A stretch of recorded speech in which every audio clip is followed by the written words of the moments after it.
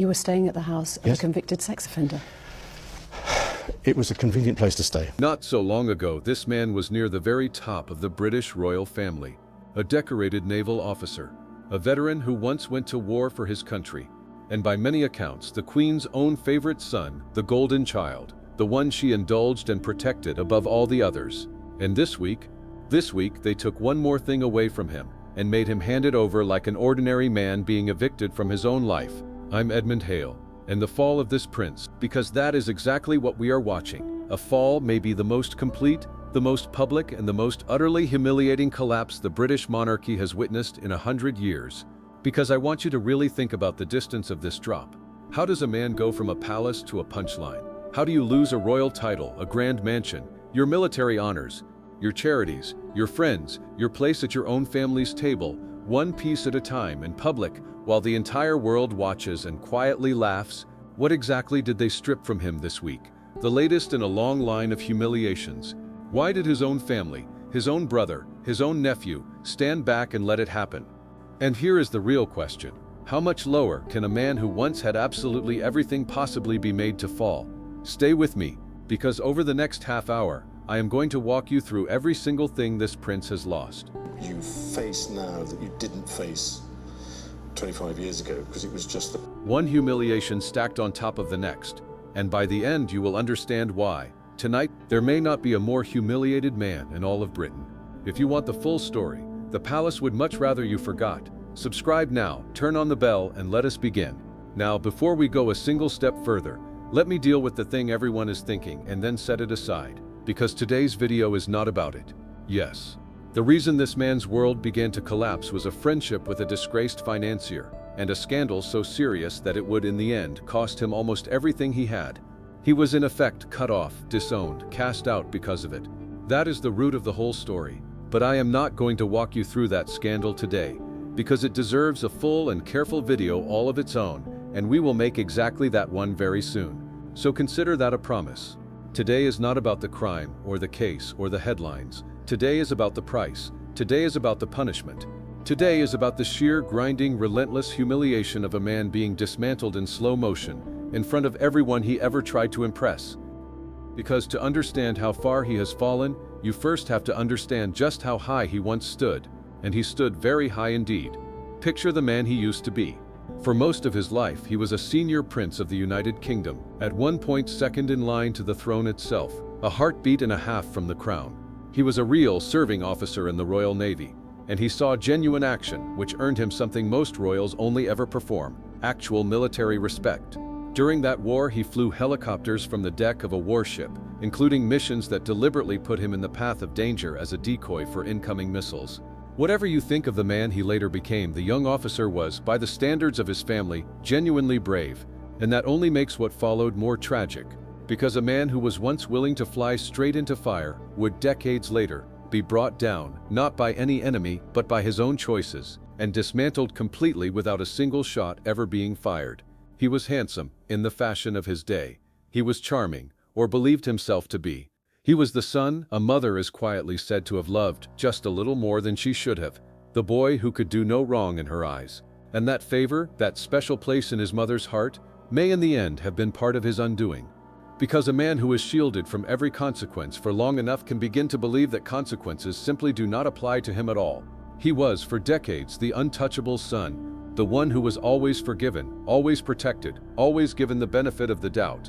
And perhaps somewhere in all that protection he lost the ordinary instinct that tells the rest of us exactly where the line is. It is one of the quiet tragedies of great privilege. It can leave a person completely unprepared for the single day the protection finally runs out. And when it ran out for him, it ran out all at once. He had the palaces, he had the titles, he had the honorary ranks and the ribbons and the ceremonial swords. He had a fairy tale wedding watched by hundreds of millions. He had every door in the country open to him before he even knocked, and every single piece of that, every last one, has now been taken away. And if you want to know the precise moment the ground first opened beneath him, most people would point to a single evening a few years ago, when he sat down for a television interview that was meant to save his reputation, and instead detonated it. It is remembered now as one of the most catastrophic interviews ever given by any public figure, a performance so tone-deaf, so utterly lacking in the ordinary human warmth people expected, that within days the sponsors fled, the charities recoiled, and the walls of his gilded life began, visibly to crack. He walked into that room a working royal. He walked out of it a liability.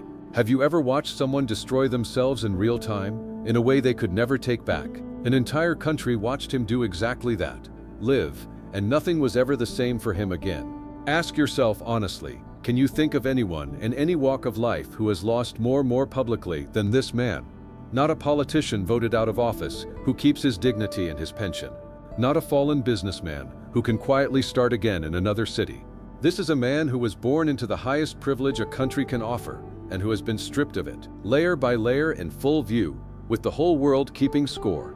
And the most brutal part, the part we are going to sit with today, is that it has not happened all at once in a single clean blow. It has happened slowly, cut after cut after cut, each new headline peeling away one more piece of who he used to be. So let us start counting, because the list of what this prince has lost is longer and more humiliating than most people realize. It began in earnest a few years ago, and when it began at the very core of his identity, his honors, his rank, the things a military man treasures more than almost anything. In a single devastating stroke, he was stripped of his honorary military affiliations, the ceremonial ranks and regimental titles that a man in his position wears like a second skin. Imagine that, a veteran, a man who genuinely served, having his military honors taken from him. Not quietly, not privately, but in a public announcement the whole country read over breakfast. For a certain kind of man, there is almost no deeper wound than that. And it was only the beginning. Next came the charities, the patronages, those long lists of good causes a royal lends his name to, the organizations that once felt honored to have a prince on their letterhead.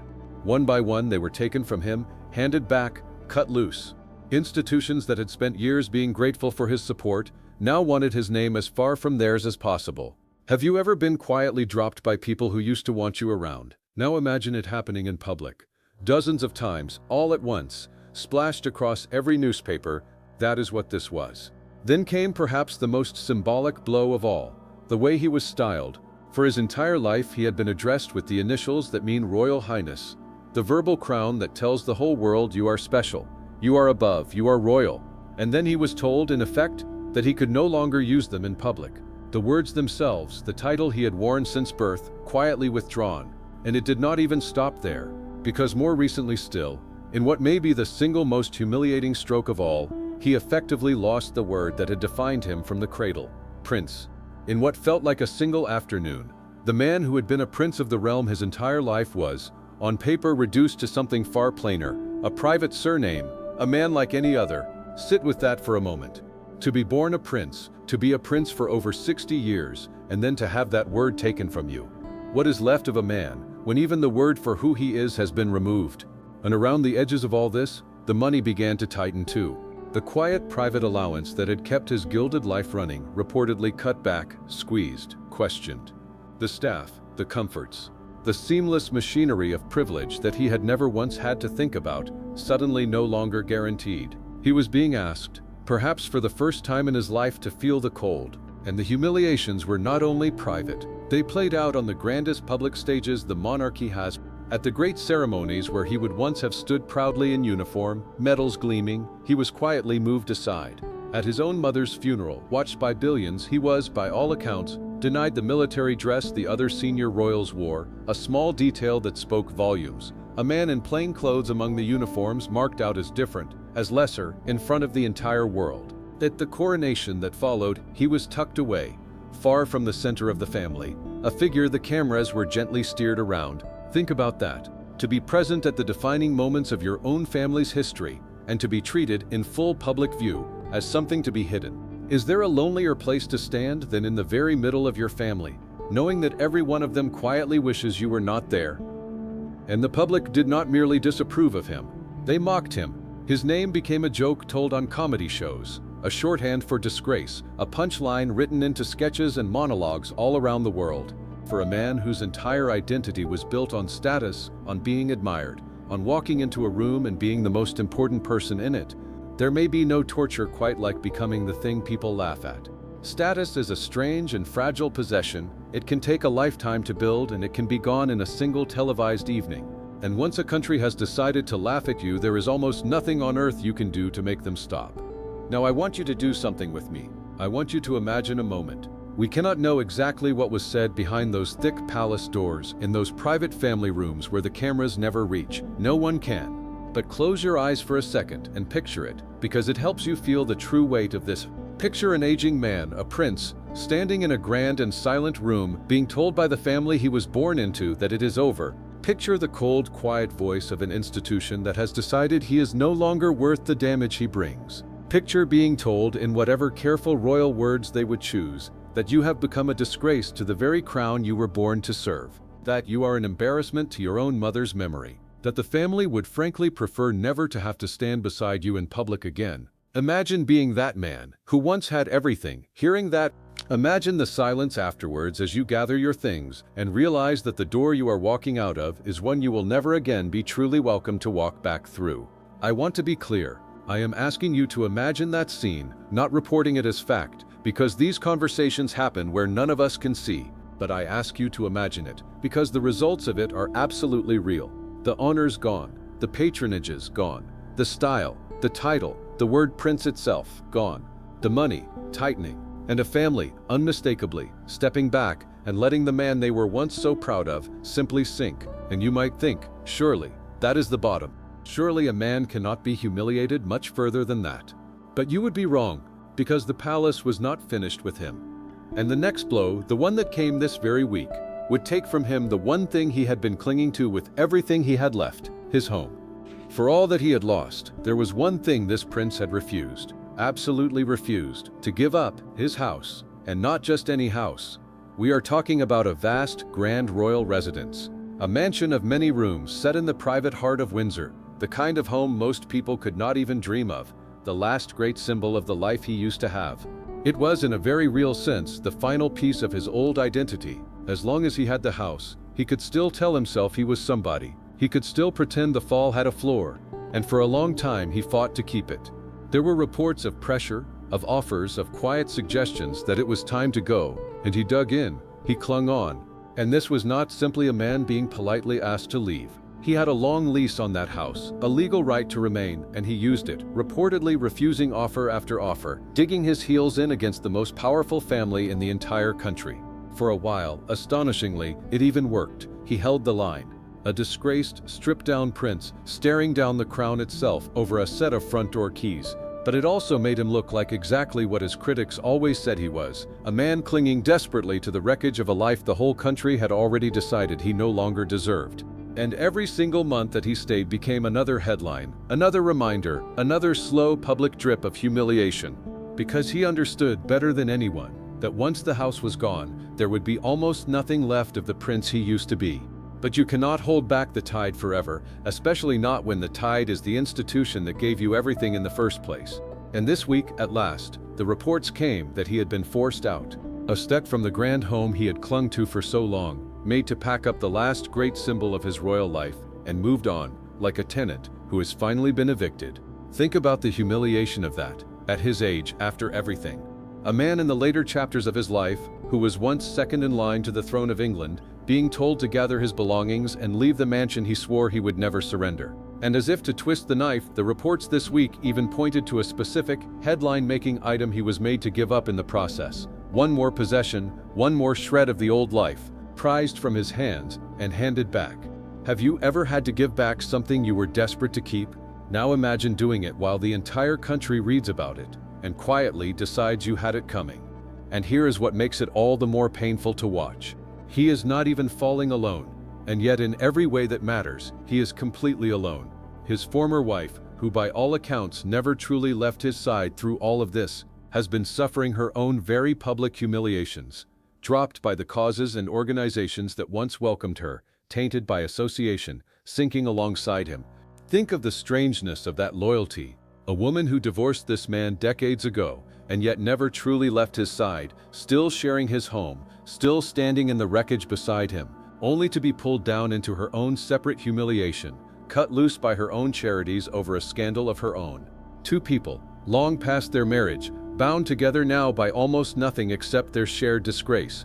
If there is a sadder portrait of a fall from grace than that, I am honestly not sure what it would be. His daughters, who did nothing wrong, who were simply born into this, must watch their father become the punchline of a nation, must carry the weight of a surname that now makes people wince. Spare a real thought for them. Two women born into this family who did nothing but exist inside it, and who now spend their lives being asked in interviews and at parties and even in the street about their father's disgrace. Every achievement of their own now comes with a shadow attached. Every introduction carries a silent question, because that is the thing about a fall like this. It never stays neatly contained to the one who fell. It spreads outward, staining everyone who shares his blood, his name, his home. He did not only ruin himself, he pulled an entire family's reputation down with him, and they will be quietly cleaning up after it, long after he is gone. The whole little world that once orbited this man has been pulled down into the mud with him. And the wider family, the reigning king, the future king, the ones with the power to soften any of this, have chosen again and again to protect the institution rather than the man. And can you honestly blame them? That in itself is the cruelest verdict of all. Even his own blood has decided he is not worth the cost. So let me bring us back to where we started, and to the question underneath this whole sad, strange story. How much lower can a man who once had everything possibly be made to fall? And the answer, it seems, is that we may not have found the floor yet, because that is what a true fall from grace looks like. Not one dramatic moment, but a long, slow public unmaking. The honors taken, the charities taken, the royal style taken, the very word prince taken, the money squeezed, the home taken, the family withdrawn, piece by piece until what is left is not a prince at all, but a cautionary tale, a living reminder, sitting there for all of us to see, that no title, no palace, no privilege on this earth will protect you once you become an embarrassment to the thing that made you. And here is the thought I will leave you with, because it is the one that stays with me. We spend so much of our lives envying people like this. The palaces, the fortunes, the fairy tale, and yet here is a man who had all of it, every last bit of it, and who has watched it stripped away until there is almost nothing left but the humiliation. There is a strange and humbling lesson in that the higher you are built up, the further and the harder there is to fall, and that in the end a quiet life with your dignity intact may be worth more than every palace this man ever lived in. And there is one final layer to this that I cannot stop thinking about, because a fall like this does not only take a man's future, it quietly rewrites his entire past. Every honor he was ever given now reads like a mistake. Every photograph of him in uniform, once a source of genuine pride, now carries an invisible asterisk. The war service, the ceremonies, the decades of duty, all of it is now filtered through the single word the world has fixed to his name, disgrace. And that perhaps is the most complete humiliation of them all. Not merely to lose your future, but to have your whole past poisoned along with it, so that even the good you once did is remembered only as part of the ruin. How does a proud man live with that? How do you wake up every single morning knowing that the entire sum of your life has been reduced, in the public mind, to a punchline and a warning? Whatever he did, I do not envy him a single one of those mornings. If this story gripped you, then stay with me, because I meant what I said at the start. Very soon, I am going to take you all the way back to the beginning, to the scandal that started this entire collapse, the full story of how it happened and why it cost him everything. It is going to be a difficult one, and I will tell it with care, and it is coming to this channel soon. Subscribe and turn on the bell so you do not miss it. And tell me in the comments, honestly, do you feel even a flicker of pity for this fallen prince? Or do you believe he has earned every single humiliation? I want to know where you stand. I'm Edmund Hale. The crown weighs heavy, but the truth weighs more. And I will see you in the next one.